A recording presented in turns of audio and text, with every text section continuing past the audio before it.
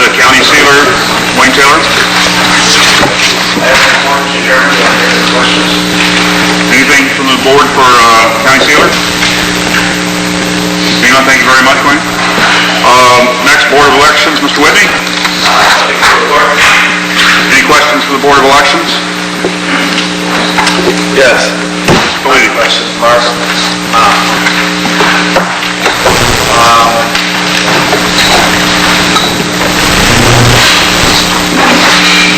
You may not know this answer yet, but we are dying to know how much that primary cost Essex County. We are dying to know that. We do have those figures. Yeah, I'd like to know. And For 185 voters, I'd like to know how much it cost us. well, as somebody once mentioned, the price of democracy. Well, there are other ways to do it. I'm just curious what the cost is. Oh, no, I don't have the exact figure for you, but I can have the office get that for you, sure. Yeah. Well, you think it's 20,000, 30,000, 40,000? If you had sent me a note, I could have given you the exact number, but I won't speculate today. I think it's the number that I thought might stick in your head. It's kind of, I'll tell you what's in my head. I think that elections, no matter what the cost, are worth it. Well, that's not the point. The point is there may be other ways to do it, and I'm just curious,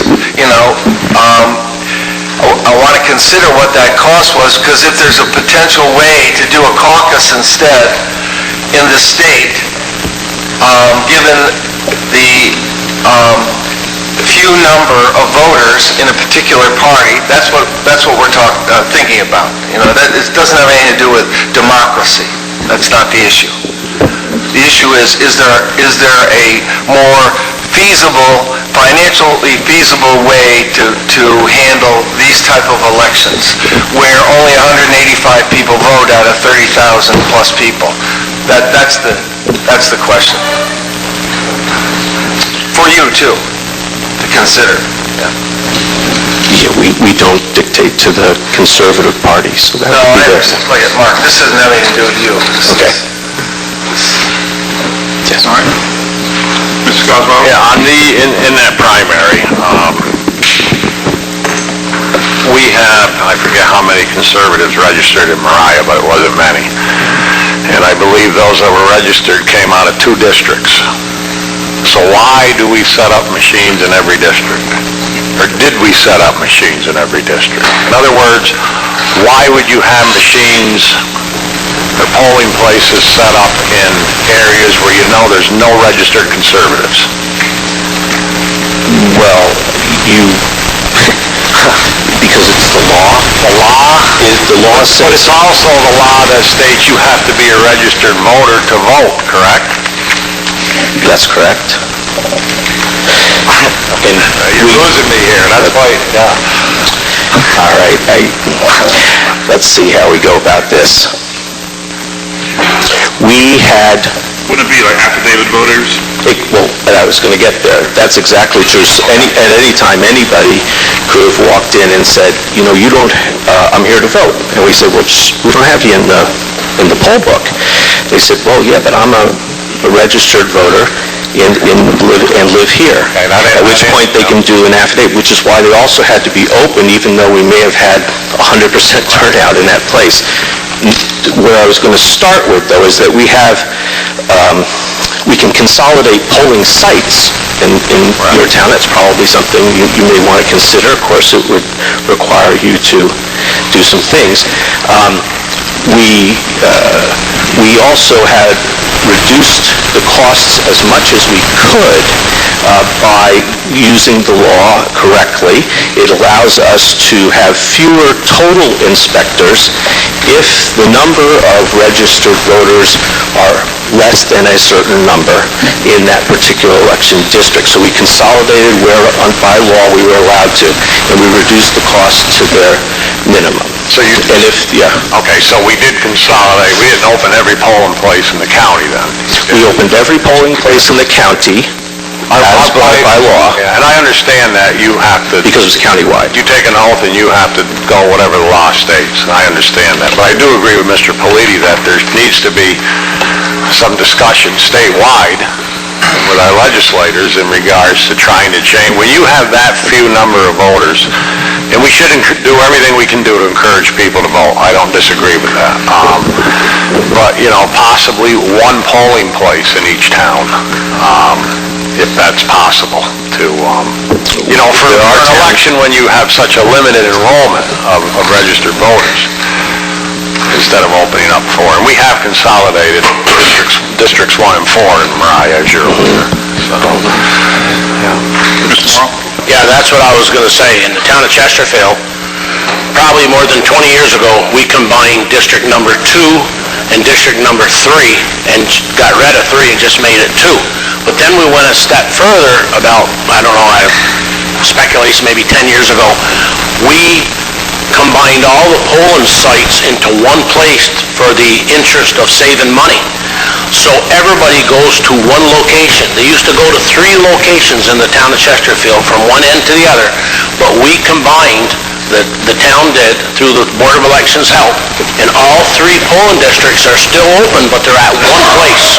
So we only used one machine for the primary at the one location, but they had 3 sites open there with the inspectors, so that saved a lot of money.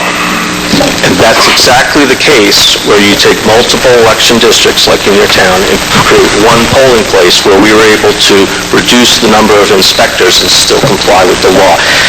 Still, those inspectors spent a long day with very few people walking in to vote because the numbers were just less.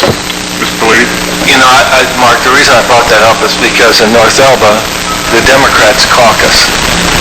That's correct. And so I'm wondering why the Conservatives couldn't caucus. I know they may have that choice, but the point is, it's town by town, evidently.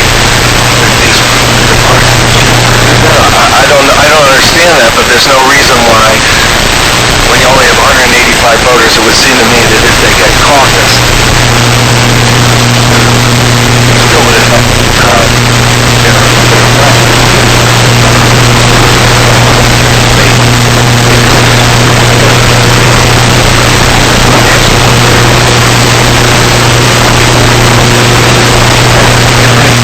Because in Chesterfield, the Democrats caucus. We had our caucus, I love it, it's done in one night. No cost to the taxpayer, we don't have a primary. And we had to have a primary anyways in Chesterfield, because it is up to the town parties what they want to do. Each party can do according to what the party wants, their officials, their officers. And in Chesterfield, the Republicans don't have a caucus. They have petition, and then they had a primary. So we had to have a primary in Chesterfield anyways, even if the Conservatives weren't running, because we had a Republican primary in our town too. That's a good explanation. There are decisions that the towns can make and the town committees can make, and then there's decisions like in this case with the county-wide race.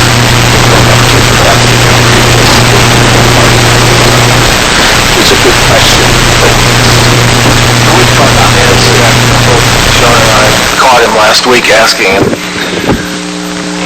about that question as to why in certain counties, if there are so few registered voters in a particular party,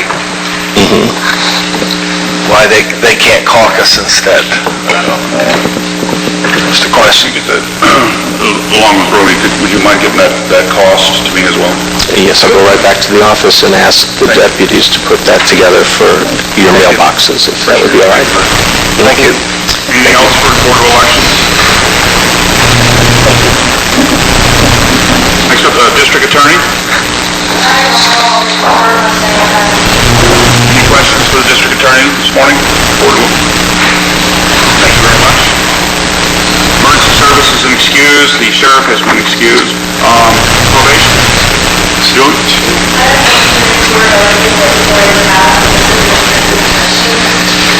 Any questions for probation? Thank you very much. Public defender here today? Okay.